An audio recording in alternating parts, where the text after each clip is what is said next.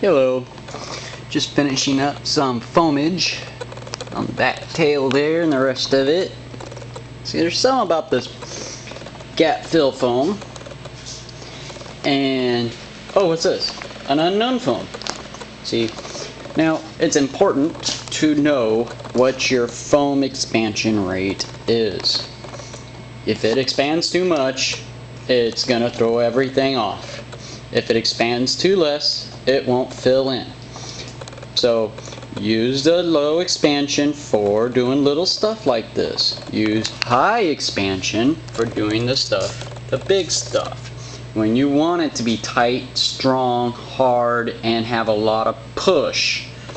When you want it to have very little pushing motion, in other words, you don't want to push the foam out of the white foam out of place, use a low expansion. You could even adjust your low expansion to be even lower by adjusting the temperature of the room. Yes, 70 degrees compared to 80 degrees makes a world of difference in expansion. If you happen to live in a cold environment, open the doors, let it cool down to 60 degrees. That would really slow down the expansion of this foam. And you can do it right in a little dish. Play with it, see how it expands. If it's expanding too not enough, warm it up in there. Turn on the heater. Now, if you're in a hot environment, it's a different story. You gotta, the hotter it gets, the more expansion you're gonna get. So, if you're say in a 100-degree day and you want to do some foamage, you better tender to it very closely.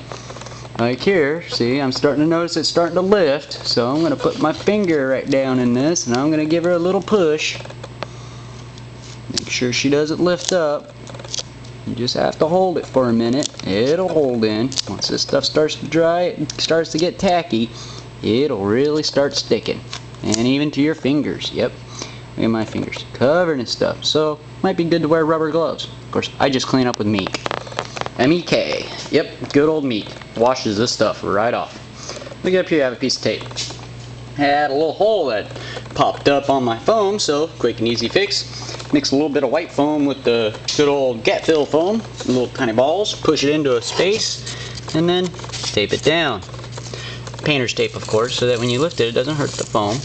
And left behind, what you'll have is a very nice area of white foam that you can nice and push down, get it all nice and cleaned up. Looky there, nice and filled in.